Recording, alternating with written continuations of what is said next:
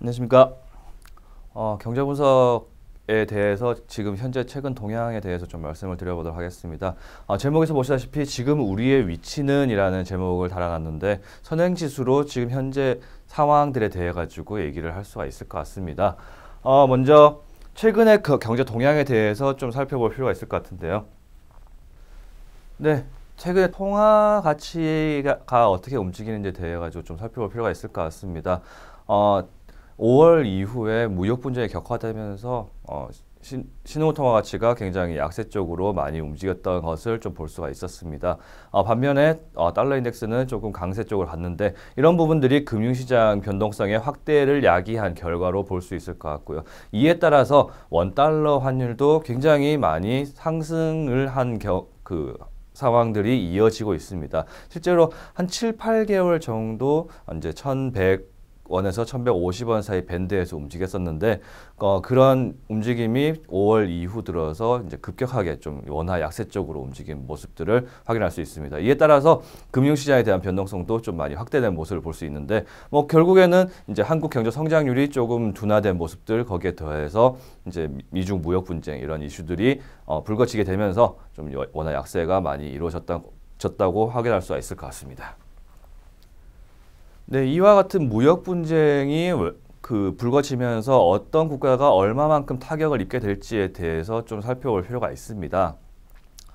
일단 각 국가별로 중간재의 사용 비중을 이제 계산해 본 결과를 막대 그래프로 제시해 놨는데 중국이 미국산 제품을 사용하는 비중보다 미국이 중국산 제품을 사용하는 비중이 배 이상 높습니다.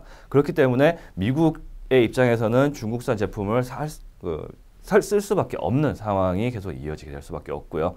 이에 따라서 이제 더 큰 타격을 입는 국가는 미국이 될 것입니다. 그렇기 때문에 지금 미국 입장에서도 협상을 어쨌든 진행을 하면서 타결을 시키려고 노력을 할 그것으로 생각할 수 있는데 일단 당장 6월 말에 예정되어 있는 G20 회의에서 이제 좀 협상이 목소리들이 좀 발생할 수가 있지 않을까라고 생각할 수 있을 것 같습니다. 여기에 더해서 미국이 중국산 제품을 사용하는 그런 비중을 살펴보면은 주요 품목들이 철강이라든가 전자기기, 비철금속 이런 품목들이 미국의 입장에서 좀 많이 타격을 입을 수 있는 그런 품목이라고 볼 수가 있겠습니다. 그래서 이런 무역 분쟁의 이슈들에 의해서 발생하는 변동성은 당장 미국의 입장에서 조금 부담이 많이 느껴질 수밖에 없기 때문에 당장 바로 해결되기는 어렵겠지만 조만간 좀 타결의 의지가 좀 발생하지 않을까라고 생각할 수 있을 것 같습니다. 한국에 대해서도 조금 더 업데이트를 할 필요가 있을 것 같습니다. 한국 같은 경우에는 지금 우려가 굉장히 높은 상황입니다. 그렇지만 정부의 정책 의지가 굉장히 센 상황들도 아시다시피 발생하고 있습니다. 특히 추경 집행에 대해서 좀 언급할 필요가 있을 것 같은데 지금까지 현 정부 들어서 두 번의 추경이 있었고 올해 세 번째 추경이 진행되고 있습니다. 지난 두 번의 추경은 성격 자체가 소득주 성장이라는 기치 아래에서 이제 그 지출을 증가시키는 측면에서의 성격이 강했다면 이번 추경은 기업들의 투자를 좀 활성화시키는 그런 측면에서의 추경이라고 볼 수가 있을 것 같습니다. 그림에서 제시되어 있듯이 노후 안전 설비에 대한 투자 확대 이런 부분들 감안한다면 오히려 그 생산 유발 효과, 재정 승수들이 높은 측면에서 이제 그 재정 집행이 이루어지는 것이기 때문에 조금 더 긍정적인 모멘텀이 발생할 수 있지 않을까라고 생각할 수가 있겠습니다. 자, 원달러 환율이 지금 굉장히 많이 상승한 상황들이 이어지고 있는데 이런 부분들은 한국의 수출 경기 측면에서는 좀 긍정적인 모멘텀을 제공해 주지 않을까라는 생각을 할 수 있을 것 같습니다.